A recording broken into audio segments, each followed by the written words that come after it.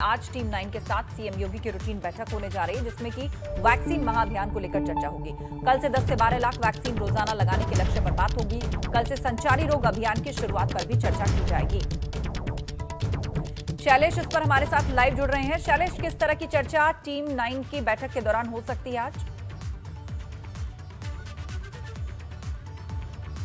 देखिए, 1 तारीख से प्रदेश में वैक्सीनेशन का महाअभियान शुरू होना है, जिसमें एक दिन में 10 से 12 लाख लोगों के वैक्सीनेशन का लक्ष्य है। लेकिन फिलहाल अगर स्थिति की बात करें तो सूत्रों के हिसाब से वैक्सीन इतनी ज़्यादा अभी तक मौजूद नहीं है। ऐसे में किस तरह से वैक्सीन की व्यवस्था करनी है, इन सभी चीज़ों को लेकर मंथन किया जाएगा। क्योंकि इससे पहले अगर हम देखें तो 1 मई को जब 18 से 44 साल का वैक्सीनेशन शुरू हुआ था, तो उससे एक दिन पहले 30 अप्रैल को भी ऐसे ही हालात थे कि प्रदेश के पास वैक्सीन थी ही नहीं और 1 तारीख से अभियान शुरू होना था। लेकिन आनंद फानन में मुख्यमंत्री ने स्टेट प्लेन भेजा, वैक्सीन मंगाई जाती है और वैक्सीनेशन अभियान शुरू किया जाता है। देखना ये होगा, क्योंकि इस बार देखिए संख्या बहुत बड़ी है वैक्सीन की। उपलब्धता की अगर बात की जाए तो वर्तमान में सूत्रों के हिसाब से करीब 4 से 5 लाख वैक्सीन ही प्रदेश में उपलब्ध है। कुछ वैक्सीन आ जाने की संभावना है, लेकिन ये दोनों मिलाकर भी उतनी संख्या नहीं हो पा रही फिलहाल जितनी आवश्यकता है कल पहले दिन इस अभियान को शुरू करने के लिए। ऐसे में देखना होगा टीम 9 की जो बैठक है उसमें किस तरह की रणनीति बनती है, क्योंकि निश्चित रूप से इस बात से इनकार नहीं किया जा सकता कि जब से 16 जनवरी से वैक्सीनेशन का ये अभियान शुरू हुआ है, प्रदेश का जो प्रदर्शन है बहुत अच्छा रहा है। और ऐसे में जब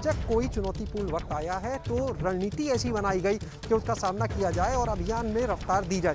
देखना होगा इस बार क्या रणनीति अपनाई जाती है, क्या रणनीति अपनाते हैं प्रदेश के मुख्यमंत्री, क्योंकि 1 तारीख कल है और 1 तारीख से कम 10 लाख लोगों का प्रतिदिन वैक्सीनेशन होना है। इसके लिए बाकायदा क्लस्टर वाइज पूरे सभी जगह को बांटकर रणनीति तैयार की गई। उसका पायलट भी हो चुका है, ट्रायल भी हो चुका है, अब बस उसको इम्प्लीमेंट कल से करना है। बड़ी चुनौती फिलहाल जितनी वैक्सीन की जरूरत है वो नहीं है और आमतौर पर जितना वैक्सीनेशन होना होता है, मानकर चलिए उससे करीब 30 से 50% अधिक वैक्सीन होना जरूरी होता है, क्योंकि किसी केंद्र पर ज़्यादा लोग आते हैं, कहीं पर कम आते। तो निर्धारित लक्ष्य अगर पाना है तो उससे ज़्यादा वैक्सीन होनी चाहिए। तो देखना होगा कि किस तरह से इन चीज़ों पर काम किया जाता है, क्या आगे रणनीति अपनाई जाती है, इस पर निगाह होगी। बहरहाल इसके साथ ही अगर बात करें टीम 9 की जो बैठक है तो उसमें जो तीसरी संभावित वेव है उसकी तैयारियों पर भी चर्चा होगी, जैसे ऑक्सीजन प्लांट्स की बात की जाए। साथ ही जो नया कोविड का वायरस का वेरिएंट आया है, डेल्टा वेरिएंट, उसके लिए लगातार लैब्स बढ़ाई जा रही हैं जिससे जीनोम सीक्वेंसिंग की जा सके। इसी कड़ी में कल जब बात हुई तो एनवीआरआई में भी इसकी जीनोम सीक्वेंसिंग की शुरुआत की बात हुई। संभव है कि आज कुछ और लैब्स में इसको लेकर चर्चा की जाए, क्योंकि जीनोम सीक्वेंसिंग इस समय इसलिए ज़रूरी है कि पता चले कि कौन सा वायरस है जो प्रदेश में ज़्यादा इस समय अटैक कर रहा है, ताकि उसी हिसाब से आगे की स्ट्रैटेजी को तैयार किया जा सके। बिल्कुल पहलू होंगे। इसके अलावा संचारी रोग को लेकर भी अभियान शुरू हो रहा है। जी हाँ, और उसकी बारीकियों पर भी चर्चा की जाएगी। जानकारी के लिए बहुत शुक्रिया शैलेश आपका। उधर गाजियाबाद से अगली खबर, सभासद को गोली मारते हुए सीसीटीवी फुटेज सामने आया है।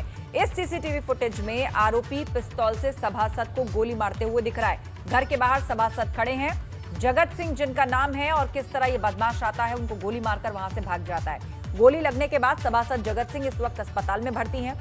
29 जून सुबह करीब 10 बजे के आसपास की घटना है, जब सभासद के पैर में गोली मारी गई थी। अगली खबर, झांसी से ट्रॉले में भीषण आग लग गई है। पूंछ थाना क्षेत्र के कानपुर हाईवे पर यह हादसा हुआ है। बैटरी फटने के बाद ट्रॉले में भीषण आग लग गई।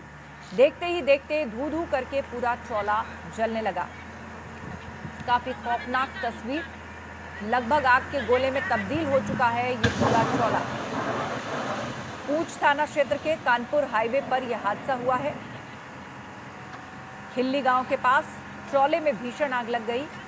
दोनों तरफ जाम लग गया, कोई वाहन इसके नजदीक नहीं जा पा रहा था। सुबह 6 बजे के आसपास की घटना है।